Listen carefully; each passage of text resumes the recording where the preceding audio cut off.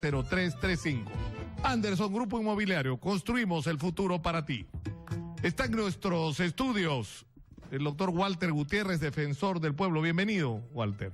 Gracias, Nicolás. Encantado de estar acá. Quisiera que recordemos un extracto de parte de la entrevista de 1 hora que dio el presidente el día de ayer a 5 periodistas. Y este es un extracto bastante significativo. Es cuando Rosana Cueva inaugura la entrevista y esto es lo que ocurre. Adelante, por favor. En la que se vio el proyecto Olmos, en el que se tomaron importantes decisiones desde el Estado, desde el Ministerio de Economía, desde Proinversión y luego como primer ministro, y al margen de que el señor Sepúlveda estuviera a cargo, gestionara, gerenciara, usted era el dueño y luego aparece una transferencia a su cuenta del BCP como utilidades, no sé, usted nos contará mejor, pero sale de Westfield para su cuenta personal. Entonces, esas son las dudas que en este momento nos invaden. Yo creo que está muy bien contestar esas dudas, ¿no? Hay una gran diferencia entre ser dueño, accionista y gestor. Los accionistas del banco de crédito no son los responsables de lo que hace el banco. Después, de repente les puede costar si el banco se equivoca. El gestor es el que maneja las cosas, ¿no?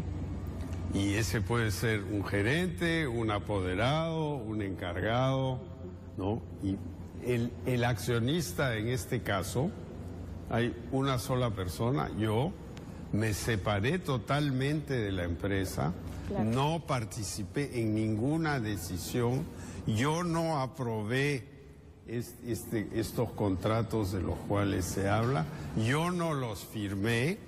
¿Quién los firma? Los firma el gestor, ¿no? Necesitaríamos en todo caso el documento en el que usted se separa o marca esa distancia, creo, ¿no?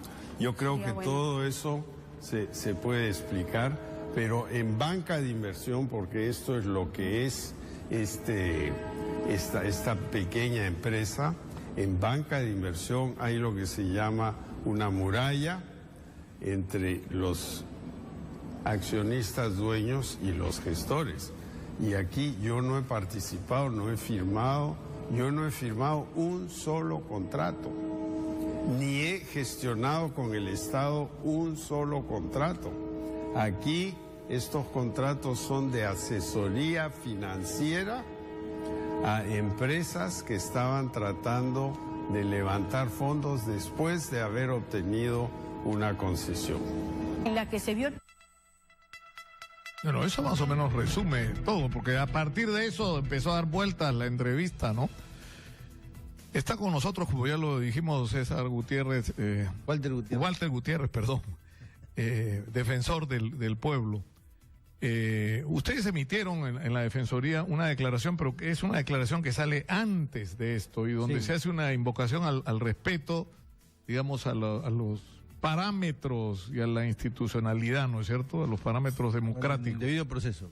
Sí, respeto de la ley, debido proceso, respeto de la Constitución. Ahora, ¿se está respetando el debido proceso o no? Porque acabamos de escuchar al ministro de Defensa, Jorge Nieto, decir que eso les preocupa, como si esto no estuviera ocurriendo realmente. Encantado de responder esta pregunta, pero permíteme por lo menos unos segundos para decir algo que nos parece fundamental desde el punto de la Defensoría del Pueblo. Esta crisis política está afectando no solo la institucionalidad, no solo la democracia, está afectando a cientos de miles, si no millones de personas que necesitan que los servicios del Estado, los servicios públicos funcionen, salud, educación, alimentación. Eso es lo que está sucediéndole a cientos de miles de personas y por eso es que tenemos que preocuparnos porque esto se resuelva con rapidez, pero también se resuelva dentro del marco democrático. Dicho esto, voy a tu pregunta, si se está respetando o no. Una cosa es un proceso penal y otra cosa es un juicio político, un proceso constitucional. Eso no quiere decir que la política esté librada a... Es que lo da la arbitrariedad, digamos. Exactamente, porque también la Constitución habla de la proscripción de la arbitrariedad y por eso es que se tiene que respetar el debido proceso. ¿Eso qué significa? El presidente tiene derecho a que le señalen muy puntualmente y por escrito cuáles son las imputaciones. Esa supuesta incapacidad moral permanente, cómo aterriza en determinada conducta que ellos le están señalando que afectaría ese tipo recogido en la Constitución. Sobre esos cargos son los que quiero que levantes las imputaciones que te estamos haciendo. Y en su hora él tendrá que hacer lo que se llama prueba de descargo. Pero eso ya ocurrió, ¿no es cierto? ¿O no? No, si ha ocurrido, se ha admitido a que se inicie este proceso. Ahora entiendo que se le trasladará puntualmente eso en un documento, porque eso es lo que sirve de base para que él pueda hacer lo que se llama su descargo y alegar el día jueves, él o su abogado, en el Congreso, su defensa. Si se cumple ese piso mínimo, entonces se claro, estaría pero insisto en la pregunta, ¿se está cumpliendo con ese piso mínimo hasta ahora? Hasta ahora sí, en el entendido que se van a dar estos pasos que acabo de señalar. Ahora, es decir, esto es muy controversial, porque acá la discusión comenzó, por ejemplo, con el caso de First Capital. El presidente dice, yo no tengo nada que ver con First Capital, que es una empresa que funciona en la misma oficina que él tiene en Miami, ¿no es cierto?, operada por el señor Sepúlveda, que es una persona sumamente cercana con él y que ha contratado con el Estado, con empresas, que contrataban con el Estado cuando él era parte del Estado. Ahora él dice, yo no tengo nada que ver. Sobre eso no se ha centrado la acusación, ¿no es cierto?, o el pedido de vacancia, sino sobre el caso de Westfield, que es una empresa directamente vinculada a él. ¿Qué cosa tendría que acreditar, a criterio suyo, Walter, con la experiencia que tiene el Congreso, como argumento suficiente para considerar que hay las suficientes razones para declarar la vacancia? Bueno, en el documento que se publicó el día de ayer, antes de la entrevista del presidente, nosotros señalamos también en uno de los puntos que las explicaciones dadas hasta ahora, e incluso después de esta entrevista, resultan insuficientes. Y para nosotros resultan insuficientes porque además se han hecho con tardanza. Me parece que en tu programa, en alguna oportunidad, también señalamos que el presidente debió ir a la Comisión Lavajato, porque él tenía que dar, más allá de que en efecto tiene inmunidad de proceso, más allá de eso, él tenía que dar una señal clara como presidente de que él lideraba y encabezaba la lucha contra la corrupción. Bueno, perdió esa oportunidad. Hasta incluso después de esta entrevista, las explicaciones resultan insuficientes. Él tiene que demostrar de manera verosímil, de manera razonable, de manera documentada, que todas esas imputaciones que se le hacen son imputaciones que carecen de su fundamento, que no tienen veracidad. Hasta la fecha, desafortunadamente, todavía seguimos esperando eso. Claro, porque lo que resulta difícil de entender en el raciocinio del presidente es, yo soy el dueño de una empresa, es más, soy el único dueño de la empresa. Yo cuando entro al gobierno le entrego la empresa a una persona de mi confianza que contrata, entre otros, con Odebrecht para asesorías en relación al proyecto Olmos, pero lo que no termina de decir él es en el momento en que yo, siendo parte del gobierno, estaba tomando decisiones sobre Olmos. Es decir, ahí ya hay un conflicto de intereses real, ¿o no?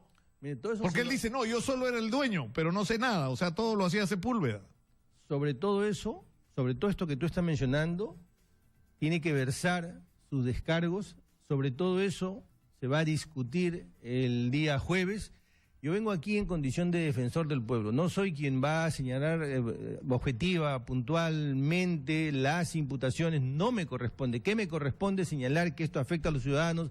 Me corresponde señalar que debe respetarse el debido proceso. Me corresponde señalar que los congresistas tienen una oportunidad para consolidar la institucionalidad del país, siguiendo, si fuera el caso, siguiendo la sucesión que establece la Constitución. Hubiera sido un error serio proceder con la vacancia exprés, que además el reglamento permite que cuando hay una determinada cantidad de congresistas que lo respaldan, que creo que son los 2/3, se puede ir a acelerar este proceso y no cumplir lo de los 3 días y 10 días, ¿no es cierto? Sino se puede hacer todo incluso en horas.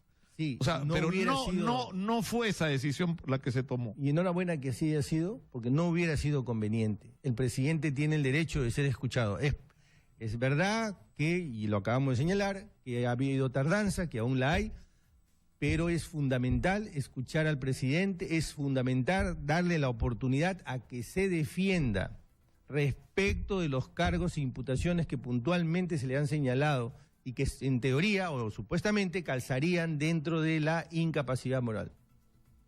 Ahora, insisto, esto no requiere del nivel de probanza, como dicen ustedes los abogados, que sí demanda un proceso judicial, ¿no es cierto? Esto no es un proceso penal. Aquí no podemos detenernos en el Código Procesal Penal, en las instancias penales, porque todo eso es una competencia jurisdiccional que si lo amerita en su momento seguramente se activará. Este es un juicio político.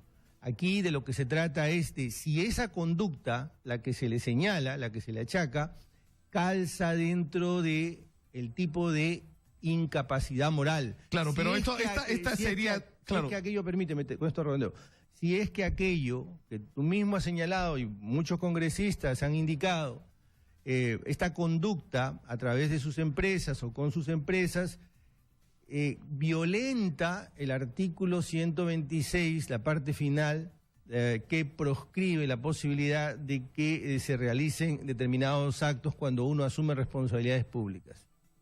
Ahora, digamos, como causales de la vacancia, ¿cuáles podría tomarse en cuenta? La primera es el no haber dicho la verdad, es decir, porque una cosa es que una entrevista el presidente diga algo, pero una cosa bastante distinta, un hecho bastante más grave, es que el presidente en una comunicación oficial al Congreso de la República diga, yo no tengo nada que ver ni con Odebrecht ni con ninguna cosa que ahora, aceptado por él mismo, no era cierto. Es decir, esa afirmación hecha por escrito y firmada por él no era verdadera. ¿Eso es un primer argumento o no?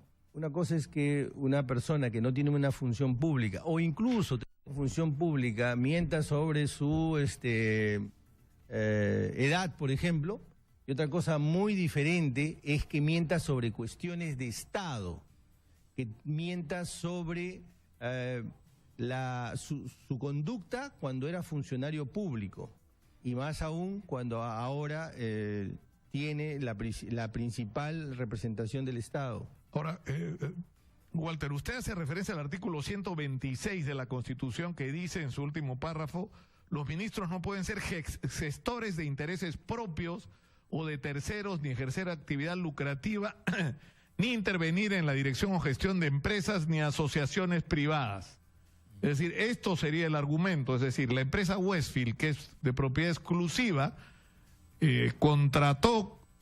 o fue contratada por Odebrecht en el momento que Odebrecht hacía negocios con el Estado peruano, del que en ese momento era parte y funcionario, ¿no? Digamos, clave, Pedro Pablo Kuczynski. Mire, yo ni soy abogado defensor del presidente, ni soy el fiscal parlamentario o el que va... Pero en todo caso, esto es lo que tendría que acreditarse. Lo que yo estoy señalando simplemente es poniendo todos los elementos sobre la mesa, que tiene derecho a ser escuchado, que tiene derecho a que le planteen objetivamente cuáles son las imputaciones, que tiene derecho a ser escuchado y que tiene que también responder a la ciudadanía por la alta investidura que él tiene. Y este es el marco dentro del cual tiene que moverse todo esto. No me corresponde, soy el defensor del pueblo. Si no fuera defensor del pueblo, si fuera un simple abogado, créanme que yo respondería muy puntualmente todas estas preguntas. Y sobre o sea, ¿qué puede pasar después? Es decir, por lo que se entiende, el día jueves va a haber la presentación del presidente. Probablemente hay un extenso debate el viernes que tal vez se prolongue hasta el sábado, pero digamos es altamente probable que antes de la Navidad ya haya una decisión para la vacancia del presidente, que a menos que se produzca un cambio dramático, los 87 votos que se requieren ya los tienen, ¿no es cierto? O sea, si fuera el caso, va a haber más de 87 votos por la vacancia. Ahí se supone que asume el cargo el primer vicepresidente. La pregunta es, ¿puede el presidente apelar esto? ¿Ir a alguna otra instancia? ¿Ir al Tribunal Constitucional y decir que lo que se ha hecho con él es incorrecto y puede o no?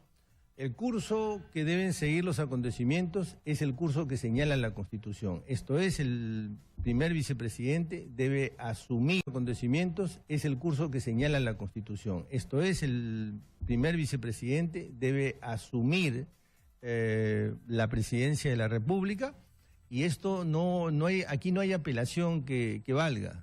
Que él pueda presentar una acción de amparo o que alguien pudiera presentar una acción de amparo, cualquiera puede activar el sistema de justicia, eso es un derecho, pero de ahí a que tenga algún fundamento, eso es absolutamente remoto. Ahora, hay un clima de incertidumbre que se ha generado alrededor de esta situación. Hay muchos que pensamos que lo más conveniente sería que el presidente renuncie para, digamos, bajar la tensión política y darle curso de alguna manera a poner orden y a restablecer un clima de confianza. Ahora, pero tiene que ver con esto también el hecho de que no termine de salir toda la información que supuestamente existe sobre el caso y que tiene como uno de sus puntos decisivos la confesión del señor Jorge Barata, ¿no? Voy a aprovechar esta pregunta para recordar algo que dije hace un año. Exactamente en diciembre del año pasado señalé esto. Las investigaciones en el Perú no pueden estar a ritmo de lo que diga Odebrecht. No pueden estar a ritmo de lo que... Odebrecht no es el que determina la institucionalidad de este país, no es un poder del Estado. Y por eso mismo dijimos en aquella oportunidad que se necesitaba un activismo mayor de parte del sistema de justicia y poder generar nuestra propia información o poder poner, digamos, contra las cuerdas a esta empresa para que no esté administrando información. Lo dijimos hace un año y hoy creo que todavía estamos a tiempo de que esto... Claro, pero la solución es que inmediatamente se proceda, es decir, lo que está reclamando los ejecutivos, los directivos de Odebrecht, hace 11 meses estamos esperando, tenemos un preacuerdo, es decir, lo que está reclamando los ejecutivos, los directivos de Odebrecht, hace 11 meses estamos esperando, tenemos un preacuerdo de colaboración y no avanza. Y todo, y desde afuera uno mira y da la impresión de que lo que ocurre es que no se quiere, hay demasiados actores que no quieren que se conozca lo que podría decir la confesión de Jorge Barata, y entiendo que no es solo de él, sino de otros ejecutivos que de alguna manera han participado en obras o han tenido contacto con políticos y empresarios peruanos. Sí, no me cabe duda que hay intereses alrededor de esto, pero estos señores, tanto Barata como Odebrecht y otros funcionarios ya confesaron. Y esta información todavía en gran parte sigue embargada.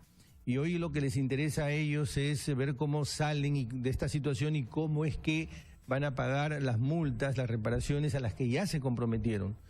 Y en este punto es bueno recordar que hasta ahora no se ha logrado implementar efectivamente el 003 y cabe todavía el debate si es que el 003 era conveniente o no. ¿Y por qué lo menciono? Lo menciono por lo siguiente, Nicolás, porque es fundamental en cualquier negociación con quien quiere someterse a una colaboración eficaz saber cuál es el monto del daño. El monto del daño es determinante.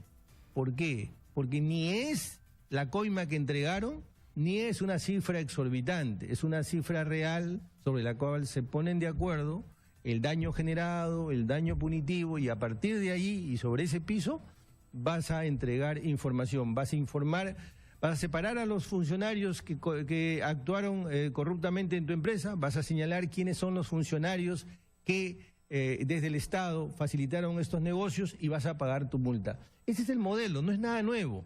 Ese es el modelo que se ha utilizado en los Estados Unidos, los brasileños, los suizos. Pero acá todavía estamos en una situación muy preliminar. Desde la Defensoría ustedes han expresado la preocupación sobre el daño que está produciendo en términos sociales y económicos a los peruanos, ¿no? La dilación y las complicaciones de este proceso, pero acá estuvo la semana pasada Hugo Alache, que es representante de parte importante de los proveedores de las obras de Odebrecht, que nos estaba contando una cosa increíble. Hay una oferta de una empresa china por comprar por $1.400 millones la hidroeléctrica de Chacya, que es de Odebrecht, en el marco del 003, con toda la controversia que hay sobre este decreto, pero que permitiría, se supone, que con la venta de ese dinero, en primer lugar, se pague a los proveedores, que son más de 500 empresas, y estamos hablando de más de 40.000 trabajadores, se permita pagar a los propios trabajadores, porque hay de los 20.000 trabajadores de Odebrecht, creo que si quedan 1.800 o 2.000, exagero, pagar a la SUNAT y además hacer la reserva de contingencia en un fideicomiso para el cobro de la reparación civil, y que de ese monto de los 1.400, Odebrecht no se lleva $1. Y el procedimiento está esperando en el Ministerio de Justicia hace 105 días ya a estas alturas. Pero la discusión regresa al punto que con el que hemos iniciado esta parte de la conversación. ¿Cuánto es ese fideicomiso? Si ese fideicomiso es, la cuantificación del daño es 10%, 15%, vamos a suponer que sea 10%. Me dices que el monto está a 1.400, 1.500 millones, eso es 150 millones. Suponiendo que fuera 15% sería 200 millones. Déjame decirte que 200 millones es muchísimo más de todo lo que se ha recuperado en estos casi 18 años de toda la corrupción. O sea, con eso solo ya sería eficiente esa operación y se daría todo lo que tú quieres, todo lo que tú planteas. Ya, pero por eso no se entiende por qué no ocurre, y por eso la presunción de gente como Hugo Alache, que es representante de los proveedores, que hay alguien acá que no quiere que las cosas ocurran, que hay gente que no quiere que el señor Barata cuente todo lo que tiene que contar y se sepa todo lo que los peruanos deberíamos tener derecho a saber. Por eso, nuevamente, creo que tenemos que, desde los medios, desde la Defensoría, nosotros lo hemos hecho con un año de anticipación y lo hemos reiterado en más de una entrevista. Lo que pasa es que recién toma gravedad, recién toma sensibilidad aquello que a veces uno dice, pero pasa de soslayo, ¿no? Ahora sí toma relevancia, porque de nuevo, hace un año lo hemos subrayado, remarcado, señalado la importancia, porque el día que tú desactivas eso, todo fluye. Walter Gutiérrez, defensor del pueblo, ha estado con nosotros. Vamos a la pausa, esto es Exitosa. Regresamos con el doctor Duberlí Rodríguez, presidente de la Corte Suprema de Justicia del Perú. Con él regresamos.